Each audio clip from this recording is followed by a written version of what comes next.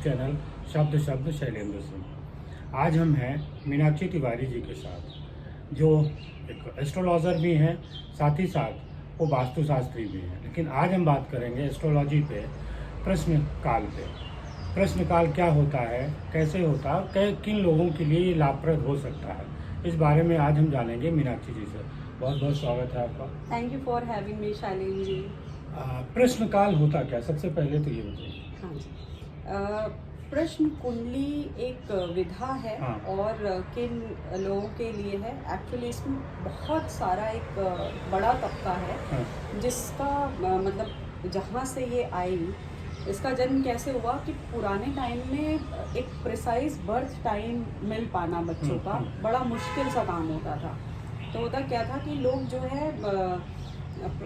ऐसे approx Canton बताते थे कि भाई इतने से इतने समय के बीच जो है बालक का जन्म हुआ होगा।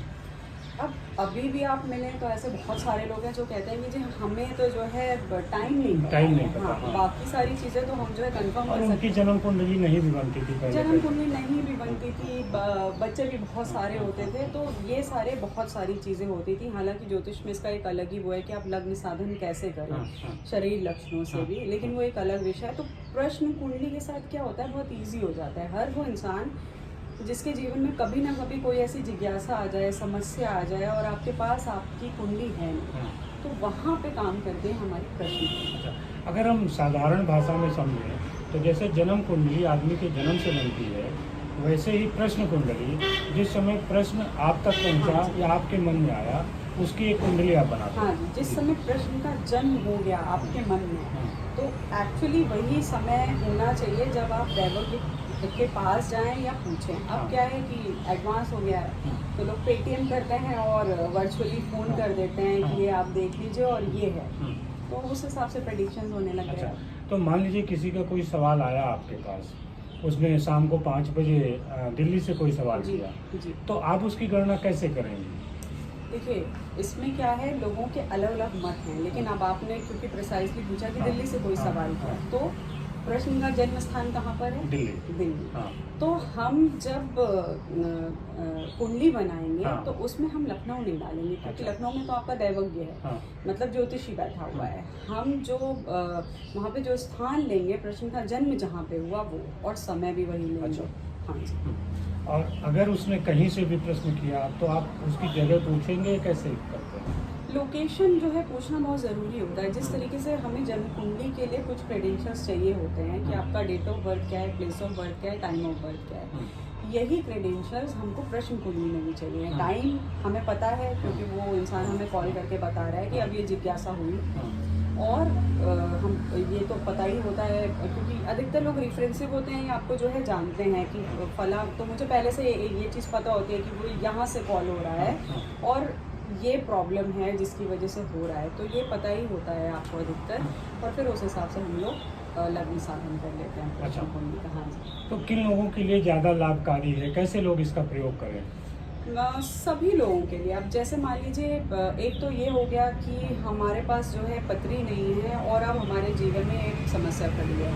अब जैसे मान लीजिए खोई हुई वस्तुओं के लिए लोग पूछते हैं, शादी कब होगी, लड़का कैसा होगा, और विदेश जाना, इन सारी समस्याओं के लिए। और एक बड़ा मेजरली क्वेश्चन आता है कि मुकदमे में हार होगी या जीत। तो इस तरीके के क्वेश्चन होते हैं जिस तरीके से जिसकी लाइफ में जो समस्या खड़ी हो जाए, और मेजरली जब उन्हें जिज्ञासा उत्पन्न हो जाए कि आप मतलब चलो ये पता करवा लेते हैं। अरे जन्म कुंडली और प्रश्न कुंडली जी, दोनों एक जैसे होते हैं, एक जैसा प्रेडिक्शन होता है या कहीं कुछ ऊपर नीचे भी हो जाता है? देखिए क्या है कि काल पुरुष की राशियां तो 12 ही हैं, हम उसके 12 ही हैं, और ग्रह भी वही हैं। लेकिन इसमें क्या होता है कि प्रश्न कुंडली में आपके लग्न का और कार्येश का मतलब यह है कि जैसे मान लीजिए किसी ने आजीविका के विषय में आपसे प्रश्न किया कि मुझे बताइए कि नौकरी मिलेगी या नहीं मिलेगी, तो लग्न क्या है? शरीर। लग्न क्या है? हम लोग खुद।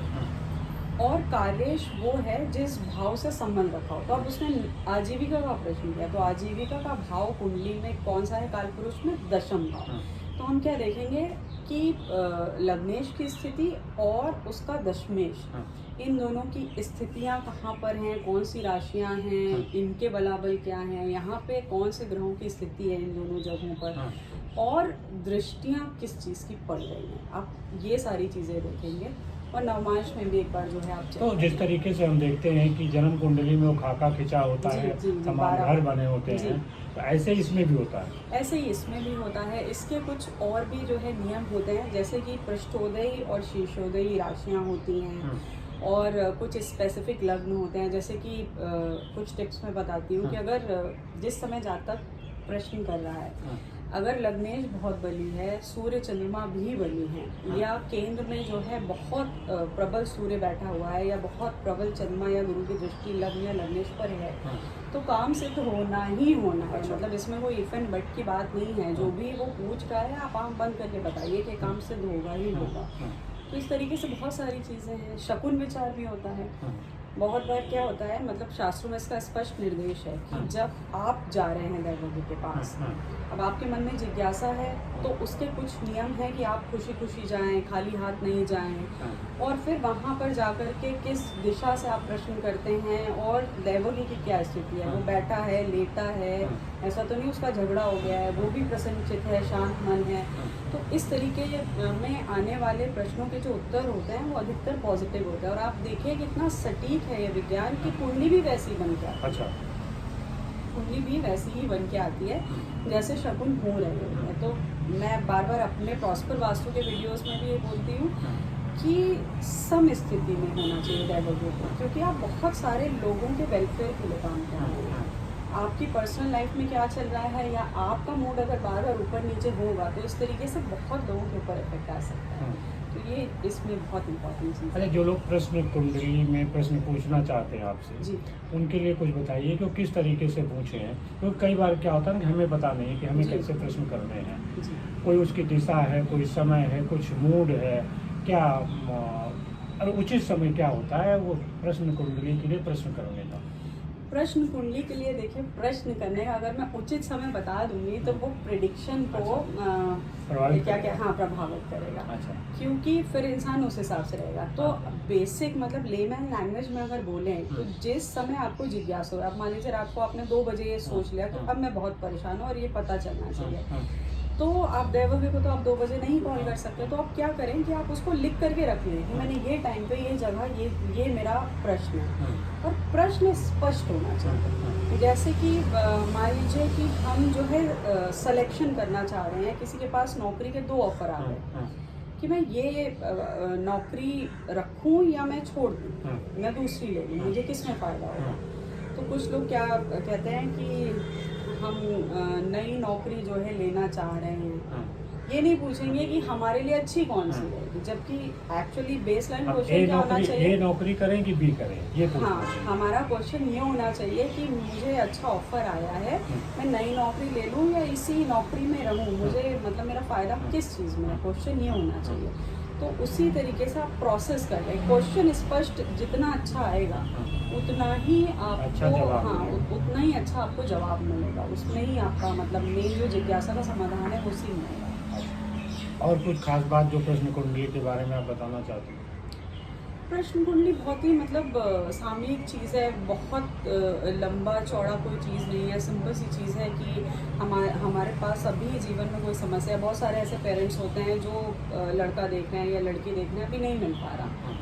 तो कई बार होता है कि लोग परेशान हो जाते हैं कि भाई कहाँ मिलेगा, कैसा होगा। तो इस तरीके की चीज़ें आती रहती है जीवन में, मतलब एक समस्या ख़त्म होती है ह्यूमन लाइफ में दूसरी आ जाती है, तो इस तरीके से चलता रहता है। तो आप जब आपके मन में जिज्ञासा हो, अगर उस समय दैवज्ञ उपलब्ध नहीं है, मान लीजिए बहुत सारे लोग बोलते हैं कि हम उस समय आपको फ़ोन मिला रहे थे, आपका फ़ोन नहीं उठा। अब वो ऑब्वियस सी बात है कि अगर मैं कहीं वास्तु करें तो उस टाइम फ़ोन नहीं उठेगा।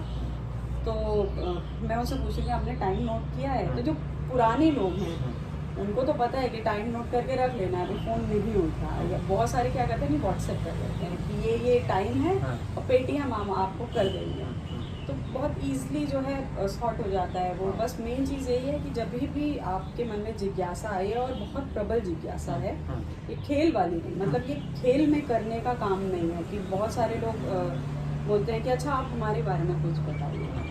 ये ना करें। अगर आपकी लाइफ में कोई स्पेसिफिक क्वेश्चंस हैं, कोई प्रॉब्लम है, कोई ऐसी क्वेरी है जिसका समाधान आपको चाहिए है, हाँ, तब जो है श्रद्धा के हिसाब से जब आपको लगे, जिज्ञासा हो, आप उसको लिख करके रख लें टाइमिंग को देखते हुए। और अगर दिन का टाइम है तो ऑब्वियसली आप कॉल करें। तो साथियों, ये थी प्रश्न कुंडली के बारे में मीनाक्षी जी की राय। अगली बार हम मिलेंगे किसी और सवाल के साथ जो ज्योतिष से जुड़ा होगा। तब तक आप लोग देखते रहिए, और अगर कोई आपका सवाल है तो वो भी हमें आप कमेंट बॉक्स में बताइए, हम उस पर भी चर्चा करेंगे। बहुत शुक्रिया मीनाक्षी जी आपका भी, thank you for having me on और सभी साथियों आपका भी बहुत बहुत शुक्रिया।